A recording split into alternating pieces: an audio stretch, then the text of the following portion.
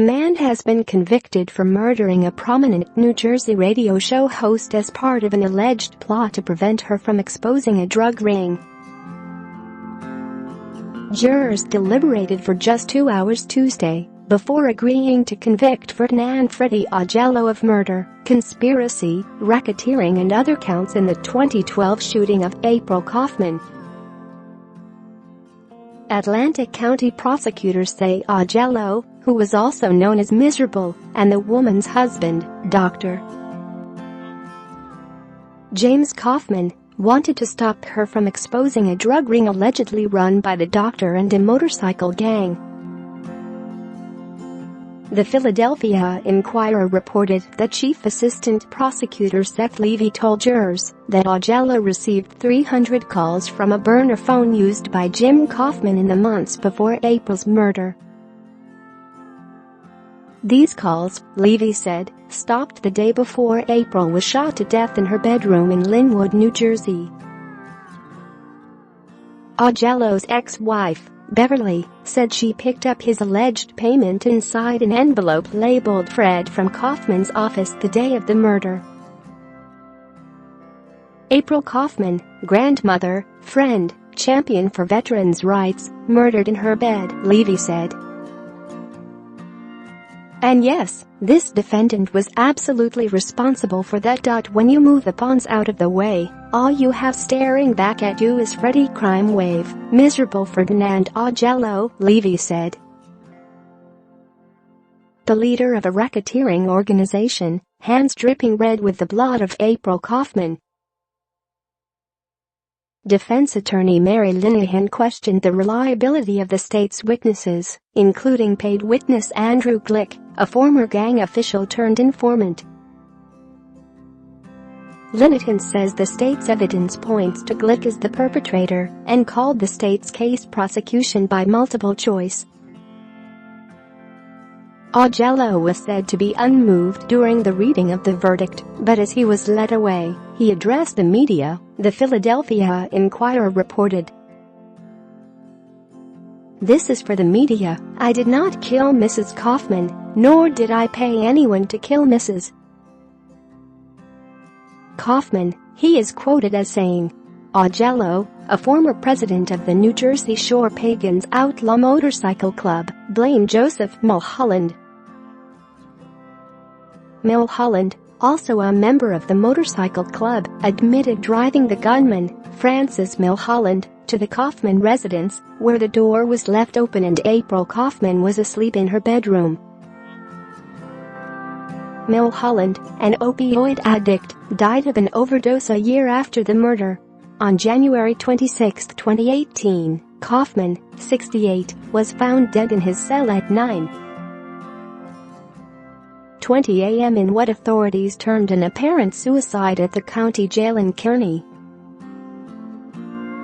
According to NJ.com, Kaufman suffocated himself and a 6-page suicide note was discovered.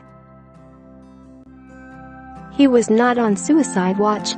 Kaufman had long maintained his innocence, a stance his attorney, Louis Barbone, repeated just weeks before his death. Atlanta County Prosecutor Damon Tyner said on Tuesday, ultimately Drive. Kaufman was tried by a higher jury. Share this article. Share it cost him his life. He couldn't live with the weight of the evidence that would have been presented against him on this date. I don't think much of Jim Kaufman, Tyner said. I think of the victim, April Kaufman, all the family members that were affected by his actions. I think of his role in flooding the market with OxyContin. His legacy is all of the tragedy he left behind, the lives that were lost, and the people who were affected by his mispractice of medicine. In June, Kaufman's daughter Kimberly spoke about her mother's death, 6 months after her stepfather died. Kimberly Pack talked about the moment she found out her mother was dead and the brutal accusation she made to police moments later. When Pack received the phone call her mother was dead, she raced to her home on Woodland Drive in Linwood, New Jersey. When she was told by police April had not died by natural causes, she told ABC she immediately knew who was behind it. "Well," Pak told the cop, "you can go right over there, because that's the person that killed my mom."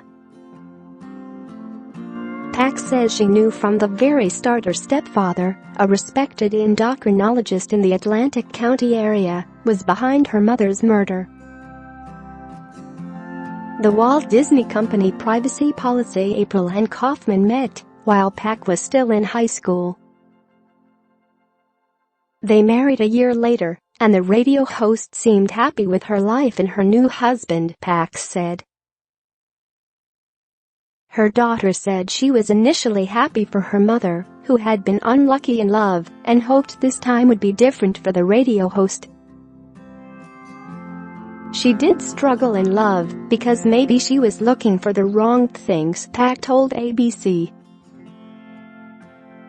"I think she deserved love.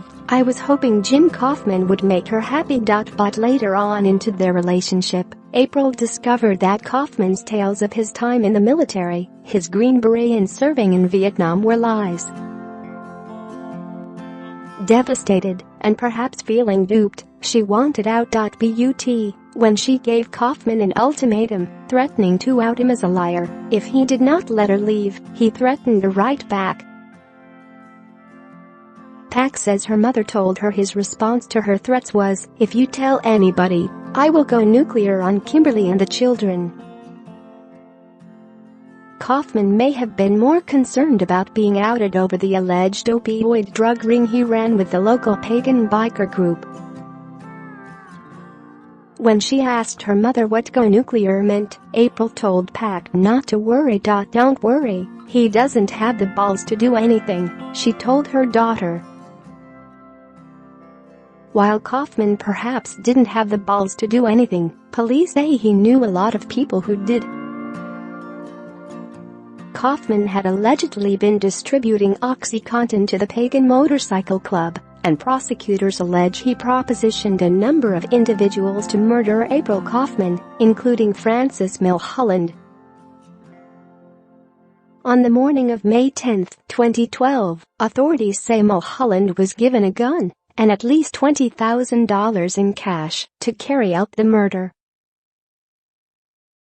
Kaufman was arrested in the summer of 2017 following an armed standoff with police at his medical practice, 5 years after the murder. He was charged with murder in addition to racketeering related to the illegal distribution of narcotics through his former medical practice. Authorities said he brandished a handgun as agents executed a search warrant and said, "I'm not going to jail for this." A hostage negotiator soon persuaded him to surrender. On the last day of the trial, Pak sat in the front row and cried as the final verdict was read out in a case which went unsolved for almost 6 years. At trial, testimony showed that the gunman left the Kaufman residence and took the Linwood bike path after murdering April. The gun was never found,